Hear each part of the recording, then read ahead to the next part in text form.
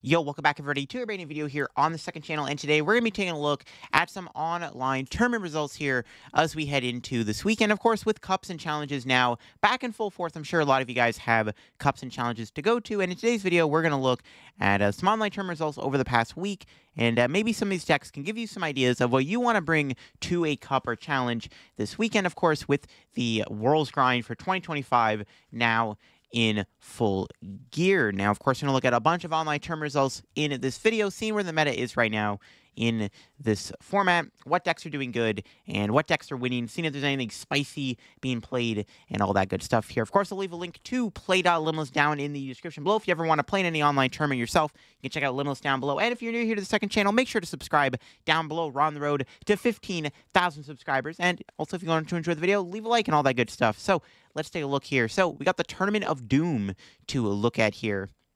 And of course, the winning deck was none other than Snorlax, which honestly, Snorlax does seem to be in an interesting spot right now in the meta. It's not really being respected, I feel like. And with Charizard coming back into the format, I think Snorlax actually is not in a bad spot right now. I actually think it's a fairly underrated deck within our format. And to be honest with you, there's a world where Snorlax actually ends up being a pretty good play for a Copper Challenge. Definitely feels like Snorlax is underrepresented, and I feel like a lot of players just are not respecting it right now. They're not teching for it, and that can definitely catch a few people off guard. We see the Snorlax list here that one did not play any Fire Energy or Shiyu, just went all in on the stall tactics, it looks like. The second place list was, of course, Lost Box. Now, Lost Box can beat Snorlax, but it's tough now because Lost Box doesn't play anything like Spiritomb, which would help the matchup a little bit.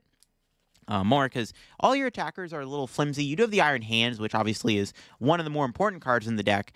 But even like stuff like the Iron Thorns, the Ursaluna, they end up not being as good. But this Lost Box deck that did get second place was very similar to what we saw win NEIC. That build is still, I would argue, the most popular way to play Lost Box.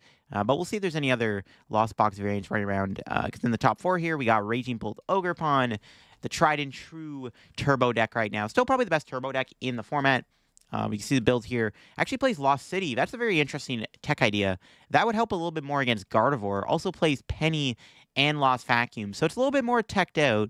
Having the Lost City in the deck would help a little bit more against Guardy, like I said. And even the Vacuum's good against Gardevoir. And then, of course, the Penny can be really strong against Control. That's a very interesting idea there for sure. We got Ancient Box here in top four. Ancient Box is another deck right now that I feel like is kind of underrated within the format. It apparently has a good guarding matchup, but I mean, I don't know yet because like the problem with Ancient Box ultimately is that you can get hit really hard by Unfair Stamp and Iono spam, which Gardevoir can deal with pretty easily. So that's kind of the issue with the Ancient Box deck. It also struggles into Charizard, but Ancient Box does seem to be like a decent Dark Horse deck right now. It seems really good into Lost Box decks.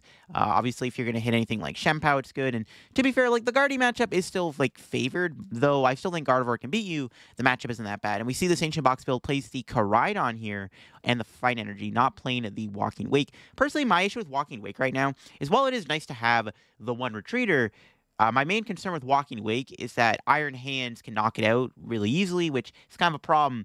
One of the things Ancient Box can do is it can actually be very bulky against decks like Iron Hands, and when Walking Wake gets KO'd super easily, it's kind of grief. Then we got a Pidgeot control deck here in the top 8. Another deck right now that I think a lot of players are really trying to figure out how good it is. Pidgeot control definitely feels like it could be good within the format. We can see this build here. It does have some interesting things going on in it. The first thing you'll notice is the double Ogerpon, playing the Wellspring Ogerpon for Sob, and then playing the Cornerstone Ogerpon for that wall potential, but does have the 1/1 Milotic in the deck here, which Milotic's got that ability. Your opponent's Pokemon in play, and all cards attached to it cannot be put into their hand. Really good against Turo Scenario and Penny. Those are the two decks where the Milotic comes up the most, so definitely can be very powerful in those matchups.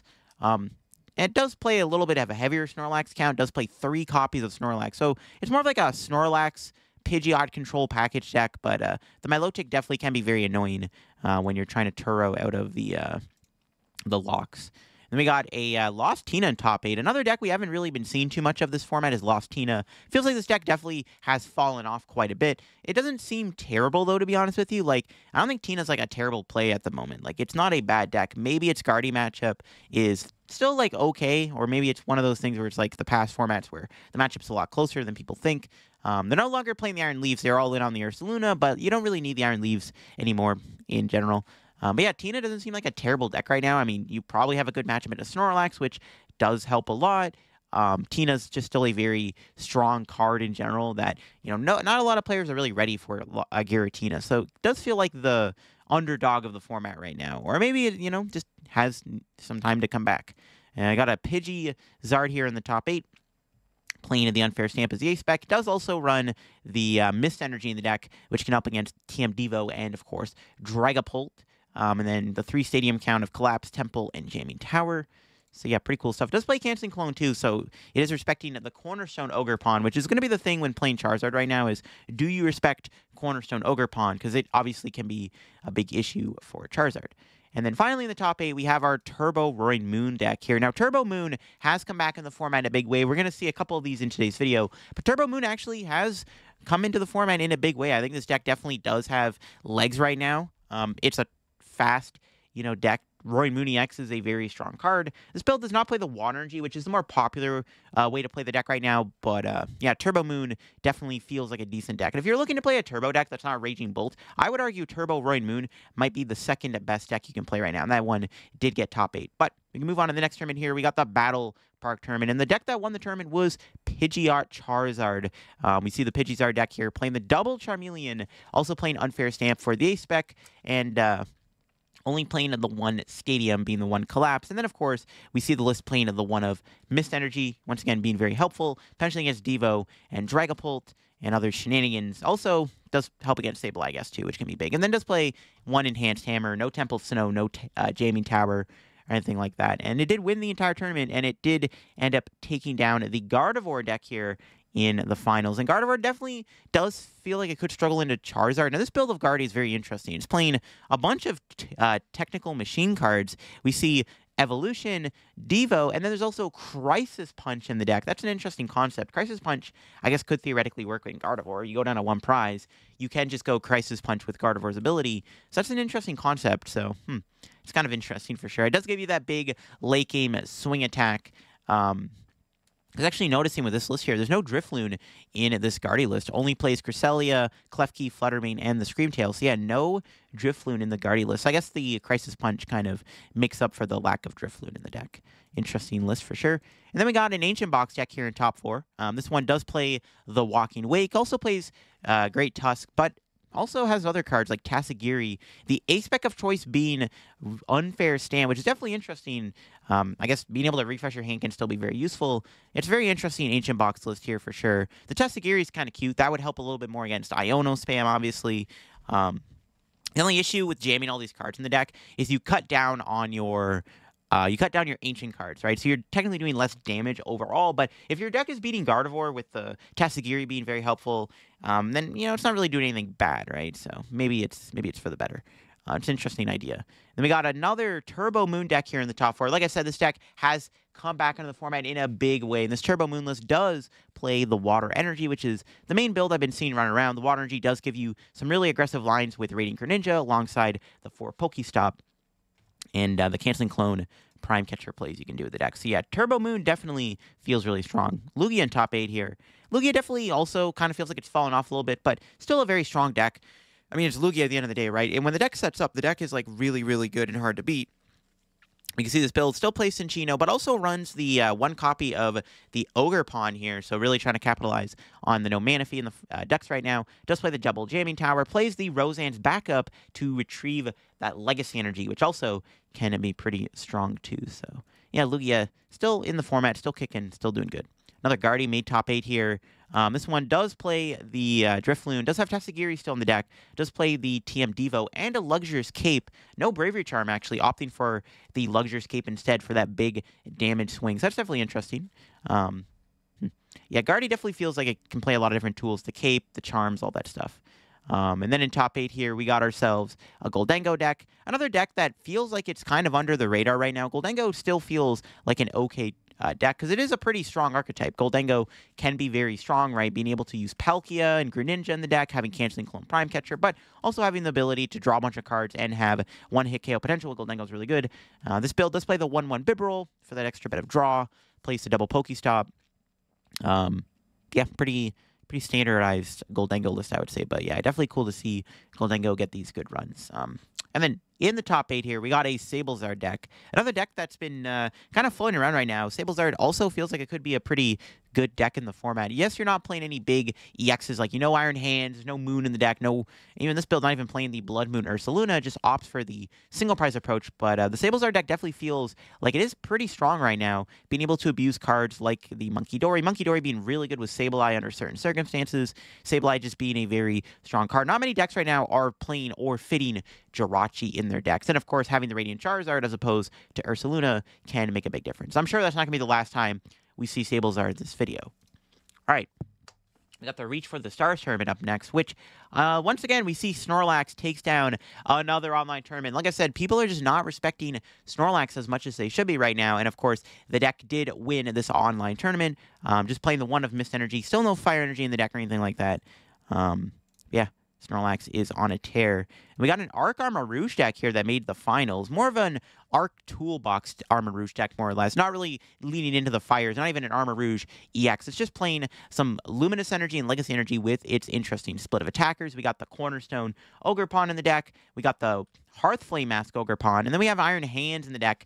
When you have the Fire Energy and the Luminous Energy, you can abuse Iron Hands. And any deck that can play Iron Hands right now, in my opinion, has to be good. And also has Delphox V in the deck. So yeah, really cool Arc Armarouge. Arc Armarouge deck does feel like it's kind of like decent right now. It doesn't seem bad.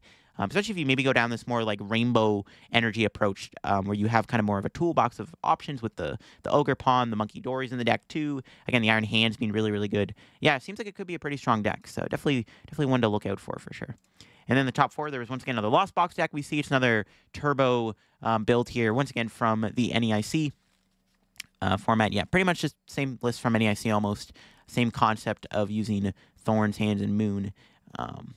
We got another Lost Tina in top 4. Okay, is this deck really making a comeback in the format? This is the second Lost Tina in the top 8 we've seen. Again, a deck that feels like it has fallen off a little bit, but is starting to make some online tournament result runs. That's interesting. I mean, I don't know if that could be due to, like, I don't even know, like, what would this deck even, like, lose to be fair? Like, I guess, like, Turbo Lost Box and Sablezard seem pretty bad, and then, I mean, Guardy should be fine. Charizard probably favored, right? Snorlax, you might be favored into also. I'm trying to wonder, like, what made Tina fall off so hard in this format? I guess Lugia is a pretty bad matchup. That'd be, like, one matchup. But, like, we're not really seeing a lot of Lugia either, right? There's a Blissey in top 8. Now, that's exciting to see. You love to see Blissey make top 8. It's actually Blissey with the Farigiraf. And I do like this. I did a video on this deck. The Farigiraf does help a lot against the Raging Bolt matchup, which is one of Blissey's hardest matchups. Blissey is a pretty powerful archetype when, you're not playing against a deck that can just go Ooga Booga, knock out Blissey in one hit. So when you're playing against something like the Raging Bolt, having access to the Blissey is really cool. I think this might be one of Blissey's first online tournament top 8 results. First time I think we've looked at it actually in one of these videos. That's exciting. Again, placed a Farigiraf in the deck. Does have the Munkidori still. Got the Heroescape as the spec 2 TM Devo. Then, yeah, pretty cool stuff. So, yeah, it's really cool to see a Blissey in top 8 here. I think it did lose to potentially Giratina, which, I mean, that does feel like a bad matchup when they can just use Sableye. I guess actually the matchup's not that bad because they can only start Requiem you once. We see a Pidgeot control in top 8. Once again, this one looks like what we saw from NEIC, from Alessandro Camascoli, playing the 1/1 Farigiraf. Like I said, trying to wall off the Raging Bolts and stuff. Has the more toolbox approach with the Bufalon, Luxray, Ursaluna, Mimikyu, the Shiyu, stuff like that in the deck. No Snorlax or anything. Does play the Wellspring Ogerpon, though, for the stall strategies. And then we got a Guardy here in top 8. Once again, Guardy doing pretty good in the format. This one playing the Hyper Roma, so opting to not play Unfair Sam. Also plays a Devo and has the League Headquarters, so trying to be a little bit more annoying for Lost Box, and could even be good into like stuff like Ancient Box, making that matchup even better than it has any right to be, which is honestly kind of crazy. I think we got one more deck here in the top 8. It was a Miraidon making its way into the top 8 here. Turbo Miraidon. Another deck that it just kind of exists right now. I don't think Miraidon's a bad deck or anything. It does seem like Miraidon can still be an okay archetype in the format. It hasn't been having as many results as post NEIC as we all expected, but Miraidon's still not a bad deck. Is it the third or second best turbo deck behind Raging Bolt? Because it's kind of a battle between Miraidon, Roaring Moon, and then obviously Raging Bolt. I think Raging Bolt is still the better of the turbo decks, but I don't know. Miraidon and Moon definitely are neck and neck for which one's better. Miraidon does get the advantage of utilizing Iron Hands EX, which is really good. But it does seem to run out of steam fairly quickly because, again, you're just relying solely on the generators. But yeah, did get top 8 in the tournament here. Next up, we got the Deck Out Monday tournament. The deck that won was Lost Zone Box. And this one was kind of going back to the old style of using Roaring Moon, but still does have some turbo elements. It does still play the 4 copies of Pokestop in the deck to really try to capitalize on those turn 1 Mirage Gate plays.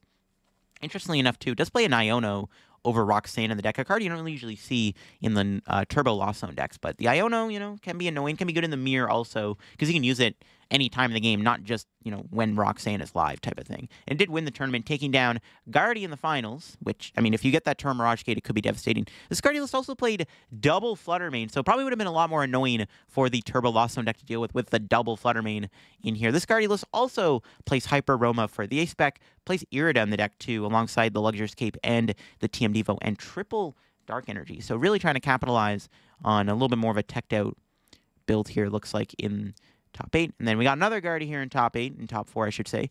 This one, more straightforward, does play the double Drifloon, Klefki, Fluttermane, plays double Bravery Charm, does also play 1 copy of Temple of Sinnoh. Okay, next up here, we got, what's this? Yo, the Gouging Fire Roaring Moon deck. So I've actually seen this deck, and I like it a lot. So I've actually been seeing a couple of Gouging Fire decks in the online tournaments recently, and one of the ones that I actually saw when browsing was actually this Gouging Fire Moon idea, and I actually like the concept of this. Fire and Moon kind of synergize together. Gouging Fire is more or less your main attacker, but you have that one of Moon, and you can power Moon up with Sada's Vitality. You're not playing Dark Patch, but you can just go Sada, Energy Switch, attach to the Roaring Moon to power it up, which is really cool. So I really like the idea of this double gouging ancient deck, as I like to call it. Really cool idea. And you also have the Monkey Dory. If you're already playing the Dark Energy with the monkeys, you can fit the Moon in the deck. So I really like this concept of double gouging. Also, it helps your Charizard matchup because now you can KO the Charizard with the Roaring Moon. So you have one way to KO a Charizard. So I like this list a lot, and I definitely want to try it out. It's a really cool concept. Double gouging. Cool stuff. Regidrago in top 8 here. Another deck that's just doing its thing right now in the format. Arguably does get stronger with Shrouded Fable, obviously. But right now, Drago still is a pretty strong deck. Still abusing Dragapult. Arguably the best out of any deck right now. Having Goodra is really good too. Noivern can be very annoying also. Pretty straightforward build here. No Penny in the deck. Just play the Switch and the Prime Catcher, but you should be okay into stall anyways, to be honest. It's not even that bad of a matchup. We got another Ancient Box deck here in the top 8. Very spicy list, playing Morpeko in the deck alongside Screamtail and Walking Wake. So really trying to capitalize on those 1 retreaters, not opting for Tusk or Koraidon. But yeah, plays on Morpeko. Morpeko is actually a really cool idea with an Ancient Box. It has that ability where you can look at the top card of your deck and then discard it if you want. So you can use Morpeko as a way to discard Ancient cards. So it's actually not a bad idea. Again, it's one less Ancient card you're playing in your deck, which is my concern. But it's still a really good ability for this deck because you can get an extra Ancient card going, or an Energy even, which can be useful too. It's a really cool idea. We got an Arc pile here in the top 8, and oh my goodness, an Arc Heatran deck. Okay, that's spicy. Arc Heatran, I was not expecting that. This list is definitely very, very interesting. It's got Liepard in the deck, no Bibarels or anything, just plain Liepard. Does play Heatran VMAX. VMAXs definitely have fallen off a lot, so this is the first time I think we have seen a VMAX in a while in an online tournament, not going to lie. Playing Greninja in the deck, Basin. You kind of need to play Basin. Also playing Eerie and Judge, so more of a disruption build, even playing a 1 of Catcher. If you don't know what Heatran VMAX does, has that ability, Magma Gain. Once you're in turn, if you have a Stadium in play, you can heal 50 damage from this Pokemon, so you can make it a little bit more bulkier. Then you have the attack Max Heat Burst, does 180 damage, and then burns your opponent's active Pokemon. So I think in total you're doing, 200 damage or something like that. It's not a insane attacker. It can be a very strong healer, though, right? That's kind of the concept, is you can heal it quite a bit. That's an interesting arc list. Yeah. I haven't seen a Heatran. This might be Heatran VMAX's first time even in a top 8 in a Limitless tournament. So that's kind of crazy, not going to lie. I was not expecting to see Heatran at all. And then we got a Guardy here in top 8. Once again, playing Unfair Stamp. Pretty standard build. Playing the double Fluttermane, though. And also having Palpan in the deck is also pretty sneaky. All right, next tournament to look at is the Pumpkin Amy tournament here. We got the Pumpkin Weekly, and the winning deck was Miraidon. So yeah, Miraidon did win a tournament, so the deck's still doing its thing. Also, this build plays a Silene within the deck, so that's an interesting idea. It does recover a generator, which, hey, that could be pretty helpful. So definitely a cool idea to play Silene to recover generator. Because like I said, that's at the end of the day, what you're trying to do the most is recover generator. It was able to take down a Guardy in the finals. This Guardy build does not play the Klefki. He does play the Fluttermane, and plays the Unfair Stamp and stuff. All right, and then in top 4. We had another Lost Tina. Okay. Apparently, Lost Tina is actually starting to make a comeback. This is the third Lost Tina list we've seen in this video. We've seen more Lost Tina than stuff like Lugia. So clearly, Lost Tina is coming back into the format. Because this is, like I said, the third one we've seen in one of these top 8s. That's kind of crazy, I'm not going to lie. I was not expecting this much Lost Tina going into this video. But hey, you know what? It's working, it's working. I mean, maybe the deck's better than we're giving it credit for. Who knows? Another Miraidon top 8 here. This one not playing Silene or anything. There's another Miraidon below it. So 3 Miraidon in the top 8. That's interesting. So Miraidon did pretty good in this tournament. This build is not playing as much draw. It just plays Arven Boss and then does play the one of Judge in the deck for that extra bit of disruption. So that's definitely pretty interesting to see there. Cool stuff, cool stuff. Then we got a Dragapult. First Dragapult. Yeah, we've seen more Tina than Dragapult in this tournament, which is kind of crazy. We got the Dragapult Pidgeot build playing the Neo Upper Energy within the deck. No Charizard EX or anything, just straight for Dragapult. Does play the Radiant Art, obviously. Yeah, I think Pidgeot Dragapult's still decent. Still feels like a strong deck right now. Maybe it's not getting as much representation as it should be. Because it still feels like it's a good deck. Like I said, Dragapult is still a pretty powerful card in the format. And with the way the meta is right now, it definitely isn't bad at all, for sure. And we got a Lost Zone deck here, once again, top 8, playing the NEIC build here, it looks like. And then finally, we got one more Guardian, top 8. This one, ooh, Calamitous Wasteland in the deck's interesting. This one also put Mimikyu back in the deck. Mimikyu can be pretty good, especially if Charizard's seen more play than Mimikyu. Seems like it does have a lot more power. And then also playing TM Devo and Luxurious Cape in the list. That's interesting for sure. All right, next up, we got the Redacted tournament. And the winning deck was none other than Turbo Roaring Moon. So, like I said, this Turbo Moon deck seems to be blowing up right now in the format, and it's getting more popular. And it did take down an online tournament. So it's having some pretty good results here. Once again, playing the Water Energy in the deck for the Greninja and has the Prime Catcher Cologne. All right, this is crazy, dude. Another Tina making it into the top 8 of a tournament. This one almost won the tournament, made it to the finals. All right, Lost Tina actually might be coming back into the format. This deck actually might be reviving itself, because it's crazy. The amount of Tina we've seen in this video is nuts. We've seen more Tina than Lugia and Dragapult combined in these top 8s. That's kind of wild. And we're looking at the biggest online tournaments, too. This isn't like a coincidence where it's like winning like small 50-player tournaments. These are like 130-plus player tournaments I'm looking at in this video, and Tina's just doing good in them all. So this deck actually might be coming back in the format, and maybe it's something to consider for a Cupper Challenge coming up, because it's kind of crazy. Another Guardian top 4 here. Got Unfair Stamp in the deck. Whatnot, just your normal stuff. Snorlax making it into the top 8. This one does play the Fire Energy and the Shio in the deck for the milling. But like I said, Snorlax just feels underrated right now, or under-prepared, I should say. It just feels like nobody's expecting it or teching for it, right? Which is a big deal for Snorlax, for sure. We got our first look at a Sablezard. Now, Sablezard being played by Kazuxuga. I don't know if I might have just butchered that name completely, by the way. I apologize. But they have been absolutely running the online tournament scene with Sablezard. And Sablezard, like I said, it seems like a pretty strong deck. This build does not play the Bloodwind Ursaluna. It does play Crisis Punch, actually, in the deck, which is interesting. But, yeah, Sablezard's a pretty strong deck right now, for sure. Definitely has a lot of power in the format. Is it better than Turbo Lost Box? I'm not too sure. But, you know, seems like it could be good. Got a Guardian in the top 8 here, once again. Playing Unfair Stamp. Playing double Fluttermane 2 over Klefki, it looks like. We got another Dragapult here. It's another Pidgey Dragapult deck. This one doesn't play Radiant Charizard or Bibarel, so just kind of going all in on the Pidgeot, but does play a more heavy account of Iono, playing 4 copies of Iono in the deck to kind of make up for not having the Bibarel or anything like that. But yeah, cool stuff, cool stuff. Yeah, Pidgey, Dragapult, like I said, still feels like it's a good deck, right? There's still a lot to do with this list, I think, or the concept, but I do think that Pidgeot Dragapult is a strong deck in the format that maybe is not catching as much play as we might expect. Then finally in the top 8, there's a Shempao. I mean, yeah, Shempau's still chilling in the format. It is what it is. I don't think the deck's like, I don't know, we haven't really been seeing as many results from it, but it still feels like it's a pretty underrated deck also in the meta right now. It just feels like not as much people are playing it, because I think the deck is better than people are giving it credit for. And then finally, we got the late night special event number 2 here to look at. And the winning deck list was Snorlax, so a lot of Snorlax in this video. Like I said, this deck is a deck that nobody's really respecting right now, and I think that's why we're seeing so much Snorlax do so well this weekend. This build here does play the Shio in the deck, has the double Fire Energy in the deck for the milling, to the double Rotom and stuff. Yeah, Snorlax still doing Snorlax things. And we got a couple Guardies here in the top 4. Got a Guardy list playing Devo and Unfair Stamp. And then we got another Guardy here in the top 4. Actually, the top 4 is literally Gardevoir and Snorlax. That's actually pretty hilarious. Another Guardy. This one has Klefki in the deck. And then finally, we got another Snorlax. So it was literally a Snorlax Gardevoir sandwich making up the top 4 this late night. That's pretty crazy, not gonna lie. But yeah, we see this Snorlax list once again playing the Shiyu, the Bantine, stuff like that. So yeah, Snorlax definitely needs to be respected. Look at that. The sandwich is real. We've got an Ancient Box in the top 8 here. Once again, this one plays a one of Roaring Moon. So, yeah, still has, like, the Moon stuff in the deck. Still plays Dark Patch and whatnot. But, yeah, it does play a Roaring Moon EX in the deck, which is still an Ancient card. You know, you can still build it up, right? It would help a little bit more against Charizard, which, again, is one of Ancient Box's hardest matchups.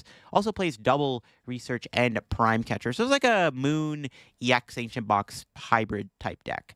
I guess the way to look at it. And finally, we got another Tina in the top 8. Okay, yeah, Tina definitely is making its way back in the format. This is crazy. The amount of Tina we've seen in these top 8s is crazy. So yeah, this deck actually is coming back now, I think. Like, this is another Tina in the top 8. And honestly, with looking at where the meta is right now, maybe it's not too bad. Because it does seem like it could be good into, like, control and stuff, right? So, it's not a bad thing. Another Raging Bolt here making the top 8. This one does play the Sandy Shocks EX for a little bit of extra energy excel. And then, of course, plays the Baby Sandy Shocks. Just straight turbo. Got 4 shoes, 2 Pokestop in this list here. Another Guardy in the top 8, it looks like. And, yeah, I think that was it for this tournament. Yeah, Unfair Stamp. I think that was the top 8 of this late night tournament. Yeah, I guess we can look outside the top 8 real quick here. We see a Charizard deck outside the top 8 playing the Unfair Stamp. It's got the Charmeleon and the Double Turo. I guess Double Turo would help a little bit against control. Yeah, I guess it would. And then finally, we can look at this Raging Bull Ogerpon list, I guess, real quick outside the top 8. Also playing Sandy Shocks, pretty similar to the build we looked at. But there you have, folks. Those are the online tournament results for the past week and some of the largest online tournaments. Definitely some interesting stuff. Snorlax doing pretty good. Not as many players are respecting it. Snorlax does tend to do a bit better in like online tournaments anyways, but still is a good deck. Tina. There's a lot of Tina doing good. So apparently Tina is actually a legit deck now. It has been having a lot of placements in online tournaments. So Tina might be coming back in the format in a big way. So if that's the case, that's definitely interesting heading into the rest of this format. If Tina's actually making its way back into the format. So yeah, really cool stuff. We saw some interesting rogues. We saw a Blissey deck, a really cool Arc Armor Rouge deck. Miraidon did good in one of the tournaments too. An Arc Heatran deck doing pretty good is also kind of crazy. Some interesting Arc decks for sure. So some very crazy decks here to look at for today's video. I hope you enjoyed the video here looking at online tournament results. Again, if you're looking to build anything of these decks for any League Cup or Challenge you have coming up this weekend, definitely check out any of these lists. Again, there's definitely some interesting stuff to look at here for the online tournaments, any cups and challenges you might be playing in. Some interesting results for sure. And the meta is definitely heading into an interesting direction here as we head into the Worlds format. But I hope you enjoyed the video here. If y'all did, leave a like. Like I said, if you're new to the channel, make sure to subscribe down below. We're on the road to 15,000 subscribers. And like I said, I'll leave a link to Limitless down below here if you want to go play in any of these tournaments for yourself. The link will be down below. And I'll see you on another video. Bye-bye.